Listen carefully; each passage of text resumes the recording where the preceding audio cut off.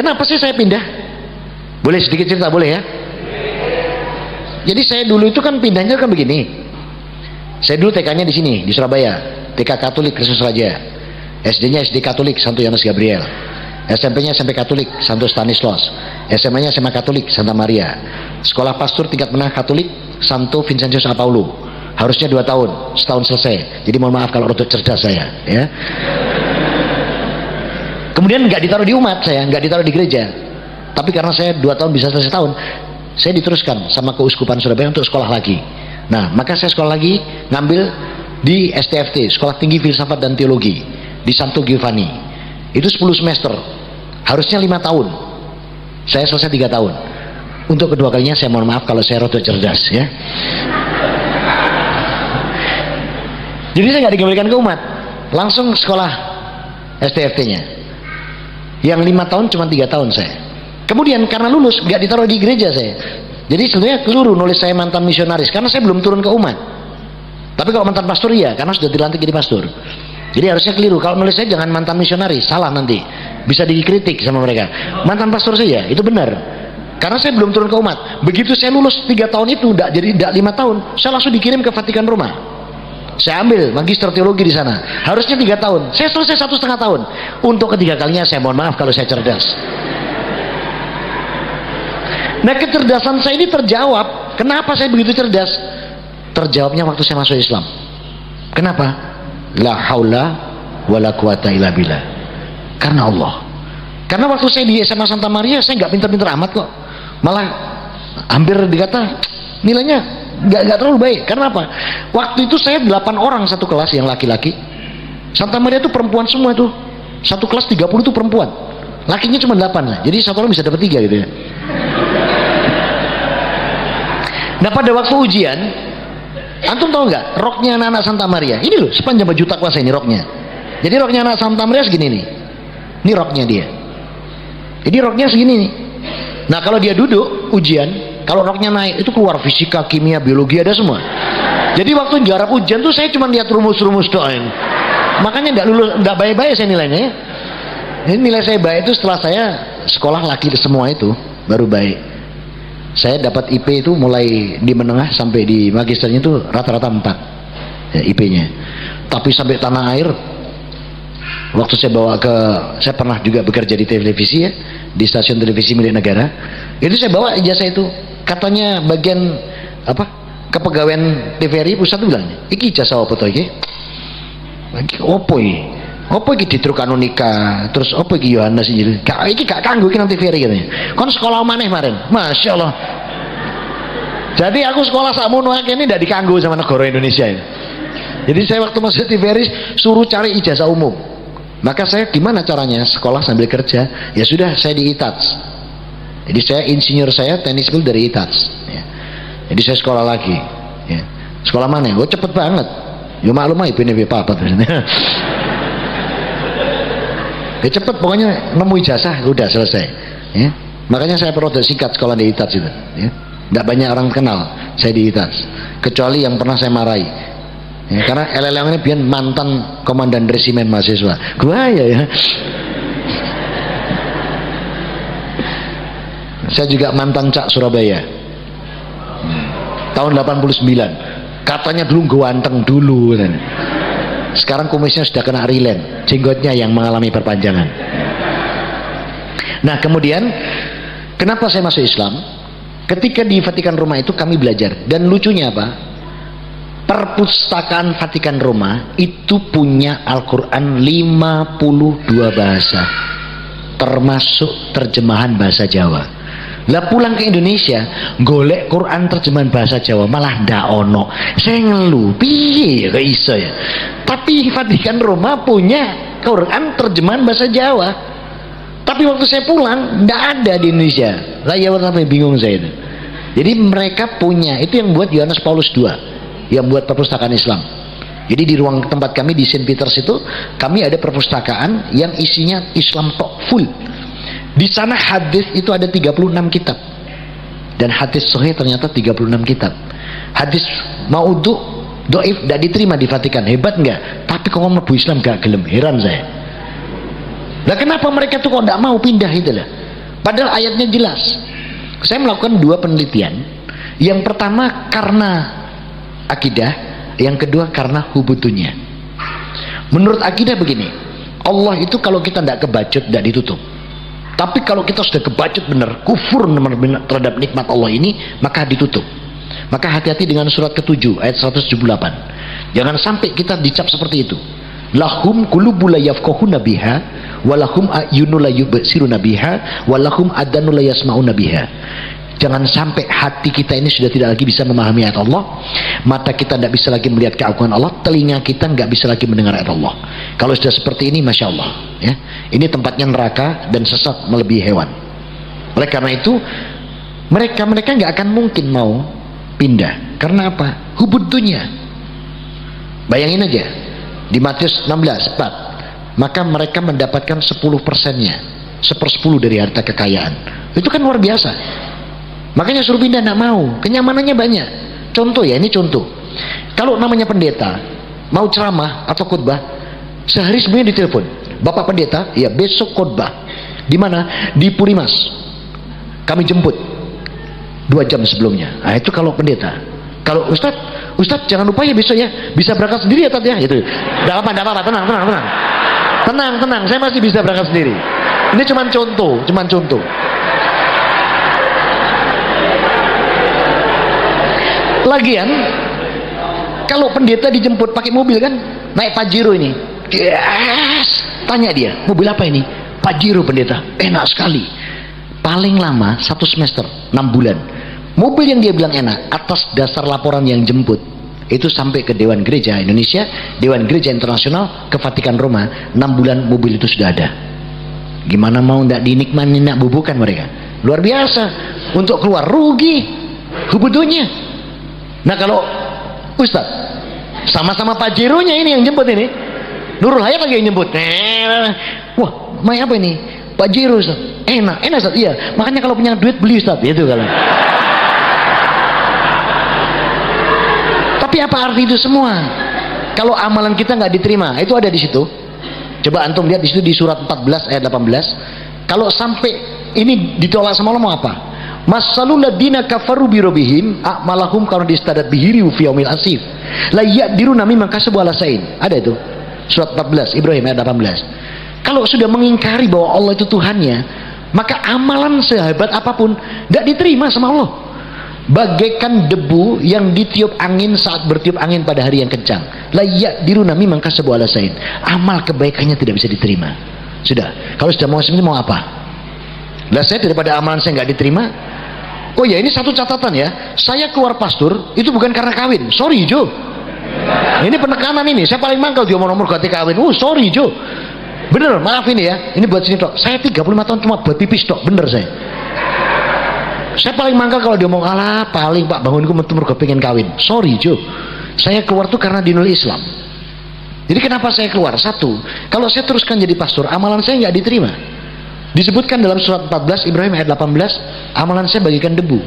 Yang kedua, kalau saya mati masuk neraka itu, yang buka Quran buka surat kelima ayat ke-72. Laqad qalul ladina kafaru, ya, sangat kafirlah orang yang mengatakan bahwa Isa ibnu Maryam ilahi, sementara Isa juga mengatakan apa? Qala wa ta'budun rabbana wa rabbakum, tapi sembahlah Allah Tuhanmu dan Tuhanku. Itu masuk neraka, itu diharamkan surga. Dan lagi Allah katakan juga di surat kedua ayat 257 pada diri saya waktu itu, walladzina kafaru awliyahumut taghutu yurijunahum minan nur ila durumat ulaika ashabun nari hum fiha khalidun. Orang kafir itu penolongnya setan yang bawa dari terang ke gelap. Ulaika ashabun nari hum fiha khalidun, maka dia penghuni neraka kekal di dalamnya.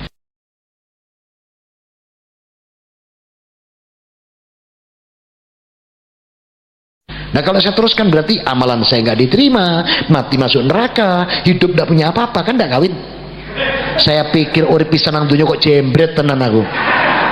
Nah, saya keluar tapi bukan karena kawin, sorry Jo, itu loh. Jadi saya karena dinul Islam saya keluar itu. Ya, begitu saya keluar, lama saya nggak kawin-kawin, ditegur sama teman-teman Muslim yang sudah siar dakwah. Saya belum waktu itu, kendang kawin, sudah bukan pastor. Loh, kenapa? Nggak kawin kan nggak apa-apa. Apa-apa katanya. Saya dibacakan rawahu Abu Daud, Baihaqi, An-Nasai dan Tirmidzi dari Aisyah radhiyallahu anha. Rasul mengatakan begini, an-nikahu min sunnati fala ya'mal bi sunnati falaysa minni. Nikah itu sunnahku, siapa yang tidak menjalankan sunnahku bukan golonganku. Wih, saya kadung cinta Allah, cinta Quran, cinta Rasul, dibilang bukan golongannya, bingung saya. Pas di kantor TVRI ada seorang wanita sedang syuting, habis syuting acara saya datangi, Mbak, sudah punya suami? Belum. Sudah punya pacar? Belum. Agamanya Islam, mau jadi istri saya. Wih, dia langsung bilang sama temannya, mendem benyar situ ini. Wah, kayak kenal ngajak kawin. Tapi alhamdulillah sekarang jadi istri saya. Dan kenapa dia saya pilih? Saya kasihan. Karena apa? Waktu itu saya temukan dia pakai segini sama segini. Saya bilang ini harus diselamatkan. Daripada diselamatkan orang lain, saya selamatkan sendiri. Sekarang jilbabannya searah hijau. Bener, saya pikir dia itu kurang bahan atau penjahitnya yang bodoh. Masa segini sama segini? Saya bilang ini harus diselamatkan nih, daripada orang lain, saya selamatkan sendiri. Langsung saya selamatkan. Jadi dia bilang sama temannya, mendemong iki kan, dan langsung ajak nikah. Tapi akhirnya alhamdulillah sekarang jadi ibu dari anak-anak saya. Dan ternyata bukan Islam, bujui ternyata. Ternyata dia agamanya pedang, keris, payung sama tombak. Iya bener. Jadi kejawen ternyata istri saya itu. Ya sekarang aja pinter dia. Dulu itu masya Allah. Jadi saya sama dia cuma 3 minggu prosesnya, langsung nikah. Karena Islam nggak boleh pacaran, yang ada ta'aruf. Begitu menikah saya masih ke rumahnya, saya kaget apa yang terjadi di rumahnya. Nah ini kalau hijrah belum sepenuhnya, maka ada piring isinya jajan, ada 5 macam, jajan pasar, ada teh, ada kopi. Saya tanya buat apa? Ini bapak biasanya pasang. Untuk apa? Untuk Mbah Buyut, untuk Mbah sama untuk ibunya sudah meninggal ya. Saya bilang ini tidak butuh segini, ini mbahmu, buyutmu, ini butuh doa-doa kalian. Saya bilang. Saya tanya ke pembantu, baru saya makan. Habis saya makan, bapak datang, mertua. Alhamdulillah, Robil ngalamin. Nggak tahu ngalamin apa? Wis ente di dahar bae, buyute ya nih. Nah ini membuat pembantu takut. Ya dia bilang apa adanya. Ngapunten bapak, sing dahar mas bangun katanya. Hah, bangun. Ya saya dipanggil. Saya datang, dalam bapak saya bilang. Iki mau siapa man? Dalam. Kok mau pangan? Saya tanya, lah kan gini apa? Iki kono nggo buyute, nggo mbae, nggo ibune. Kok bapak tahu? Wes kulinane. Waduh, mau dibantah nggak boleh kan? Boleh nggak bantah orang tua? Lihat surat 4 ayat 36, lihat surat 17 ayat 23, lihat surat 31 ayat 13. Habis perintah Allah, wa'budullah wala tusriku bi syai'a, selalu diikuti apa? Wabil walidaini ihsana. Jadi kita nggak boleh bantah, harus diam. Tapi dengan maudatul hasanah, harus dengan bil hikmah wa maudatul hasanah. Itu surat 16 ayat 125. Caranya begitu. Nah kemudian saya gimana caranya supaya menyadarkan ini? Ya sudah, setiap kali pasang saya makan. Kalau datang, alhamdulillah Rabbil ngalamin, entek mana gitu. Panggil lagi, ki sapa sih mangan? Pembantunya ngomong, tidak Pak bangun maling. Saya dipanggil, bangun. Datang lagi saya. Dia tanya, iki sapa sih mangan? Dalam. Lho Kang ngene apa kok? Iki ngono nggo mbah, nggo buyut. Saya jawabannya apa? Kok bapak pirsa? Wis iki kulinane. Lah saya jawab gini, bapak kan enggak tahu toh, mboten pirsa toh. Kenapa? Tadi malam tuh ibu, Mbah Buyut, Mbah Kakung semua itu temui saya. Oh, terus ya apa? Gitu kan. Ya bilang sama saya kalau mulai besok tidak kesini lagi. Makanya saya makanin. Oh, kowe ku katanya gitu. Jadi bapak mertua saya tidak berani pasang kalau ada saya. Apa? Khawatir dibadok mantune. Tapi kalau saya tidak ada pasang maneh gitu loh. Ini harus pelan-pelan. Termasuk ke bapak ibu saya. Bapak ibu saya juga harus pelan-pelan ini. Karena bapak ibu saya sampai detik ini, bapak saya 85, masih sugeng, ibu saya 80, itu juga belum mau masuk Islam. Susah, ya. Kalau sudah saya pepet dengan keras, merasa tersudut, marah, langsung gini. Wis, meneng, kowe iku uyuhku, ngerti apa? Maaf, bahasanya begitu. Diam saya. Minta tolong ustaz lain. Tat, tolong diwangi dong, bapak ibu saya sadarkan, dibantu. Apa kata ustaz lain? Yang ahli Alkitab sampeyan kok minta tolong kami? Ya, jenengan sendiri, tidak bisa kalau saya. Kenapa tidak bisa? Kena uyuh, saya bilang. Gak percaya tenan nek kena uyuh. Jadi kalau saya sudah nggak bisa, kalau sudah marah itu meneng, uyuh kowe ngerti apa? Nggak bisa ngomong saya. Mau neruskan nggak bisa. Karena apa? Firman Allah kita nggak boleh kasar sama mereka. Jangankan itu kata saja nggak boleh itu. Lihat itu surat Al-Isra ayat 24. Jadi jangan mengatakan itu. Ya, tapi usaha apa? Qaulan kariman biyahima, berkatalah yang baik pada keduanya. Jadi tidak boleh kita. Makanya saya minta tolong ustaz lain. Nah mereka susah. Angel Pak sing ngerti Alkitab sampeyan kok minta tolong kita. Gak bisa kalau saya. Kenapa? Karena uyuh gak percaya. Ya. Jadi oleh karena itu maka sampai hari ini Bapak Ibu saya belum. Saya 4 saudara, Albertus, Bernadette, Christian saya.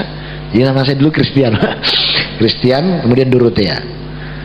Saya masuk Islam tuh Albertus saya serang duluan. Alhamdulillah Albertus beserta istri dan anak-anaknya masuk Islam. Hari itu juga nama Albertus saya ganti Ahmad, tetap Kemudian berikutnya Bernadette. Bagaimana cara menyerangnya? Pakai surat 16 ayat 125 itu. Jadi antum juga boleh itu serang mereka pakai surat 16 ayat 125. Ya. Kemudian saya serang Bernadette.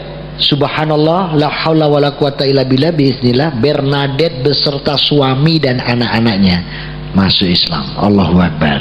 Bernadette-nya tak ganti Bilqis, tetap B. Saya sendiri Kristen jadi Haris pakai CH. Kemudian adik saya Dorothea jadi Dibah, habis. Saya sudah dapat 4. Ya, sak suami, sak keluarga plus teman-teman yang lain. Panjenengan sudah dapat berapa? Lu kok ketawa? Lihat surat 12 Yusuf ayat 108. Itu ada perintah Allah. Nanti jenengan diminta itu. Kul hadis sabli ad'u ilallah ala basratin wa ana wa tabani wa subhanallah wa ma'ana minal musyrikin. Kita diperintahkan oleh Allah menyampaikan ini. Jadi kalau mau hijrah totalitas, sampaikan juga nikmat ini kepada yang lain. Ini perintah Allah. Surat Yusuf ayat 108. Sebab kalau kita tidak menyatakan seperti itu, nanti kita ditagih sama Allah. Maka totalitas hijrah sepenuh hati ini dengan mengajak yang lain. Surga ini milik siapa? Milik Allah. Untuk siapa? Untuk, kok takut sih jawab? Ngomong untuk orang Islam ini kok takut? Untuk siapa? Untuk orang Islam. Betul. Umat lain kok nyimut? Yang bilang Allah. Coba buka sekarang Qur'annya surat 9 ayat 111. Apa firman Allah itu? Innallaha ashtara minal mu'mina anfusahum wa amwalahum bi annalahumul jannah. Ini janji Allah ini. Sesungguhnya aku Allah hanya membeli diri, jiwa dan harta orang mukmin. Orang mukmin itu siapa? Orang Islam. Di mana kata-kata itu Allah? Di surat 3 110 bahwa orang mukmin itu orang Islam. Jadi yang tidak Islam tidak disebut mukmin sama Allah. Kemudian Allah katakan apa? Allah hanya membeli diri, jiwa, harta untuk diberikan surga. Berarti surga untuk siapa? Nah, takut jawab kita juga takut. Untuk kita yang muslim. Nah, saya kalau katakan ini, sering saudara-saudara saya yang belum pindah, termasuk yang di sana itu sekarang mesti ngomong gini, gak ngono Pak Bangun, surga itu dewe-dewe, surga ini sampean dewe, kami ya sendiri. Tak jawab, developermu gak dipayu nih kan. Tidak bisa bangun, tidak ada kapling misalnya. Kaplingnya cuma buat kami. Nah gimana caranya ngajak mereka supaya mereka tuh bisa masuk Islam? Kasih renungan yang gampang. Renungannya gini. Jenengan punya kos-kosan, ya, punya rumah, kamarnya banyak. Saya koskan. Oke. Sebagai pemilik rumah kos punya aturan enggak? Contoh, tidak boleh pulang larut malam, ya. Tidak boleh bawa narkoba, minuman keras, ya. Tidak boleh bawa lain jenis masuk kamar dan lain sebagainya, banyak kan? Kira-kira saya tanya, kalau misalnya yang kos di rumahmu melanggar, apa pendapatmu? Saya tanya gitu kepada yang Nasrani itu, ke saudara saya yang belum pindah. Ya dia bilang, oh ya tak usir soko kos-kosanku, takon golek kos-kosan dia. Dia bilang gitu. Saya bilang, jane podo. Dunia itu siapa? Punya Tuhan. Lah ya Allah lah, saya bilang ya. Yang punya aturan siapa? Allah. Nek kowe gak iso melo aturan Allah, kudune kowe golek dunia lain. Iso kowe golek dunia lain. Gampang kok ngajaknya. Jadi ini coba jenengan praktekkan tips-tips seperti saya ini. Mikir tuh dia sudah. Iya ya. Nek iso golek dunia lain enggak apa-apa gitu lah. Selama kamu tidak bisa cari dunia lain, manuto. Ya. Dan beritahu dia, Islam ini indah. Kenapa Islam indah? Islam jaminan surga. Ya. Jadi Islam jaminan surga. Nah oleh karena itu maka sampaikanlah ini kepada seluruh dunia. Jadi jenengan tuh punya tugas menyampaikan kepada siapa? Kepada Cik D, Cik Nga, Kok Lek, Kok Liang, Cece, Meme, itu harus sampaikan. Termasuk Franciscus, Vincentius, Wedus, keliru, Robertus. Saya tuh kalau nyebut nama-nama sana tuh, iya karena gini, saya waktu buka Quran pertama dulu, saya bisa jatuh cinta. Kenapa? Saya dipanggil sama Allah waktu belajar Quran dengan panggilan Ya Ayyuhan Nas. Kadang saya dipanggil Ya Ayyuhalladina Amanu. Masya Allah, Al-Quran itu. Nah, kalau saya buka kitab saya lagi yang lama, Injil saya, dipanggil saya sama Tuhan saya, wahai anak-anak domba yang hilang. Untung kamu ini mbek. Kadang dipanggil anak domba yang sesat barang. Terus saya mikir kok tunggale wedhus ngene aku nang kene. Makanya saya terus pindah. Jadi saya pindah bukan karena kawin. Aku paling muangkel lah cuma perkara kawin itu. Saya pindah karena dinul Islam.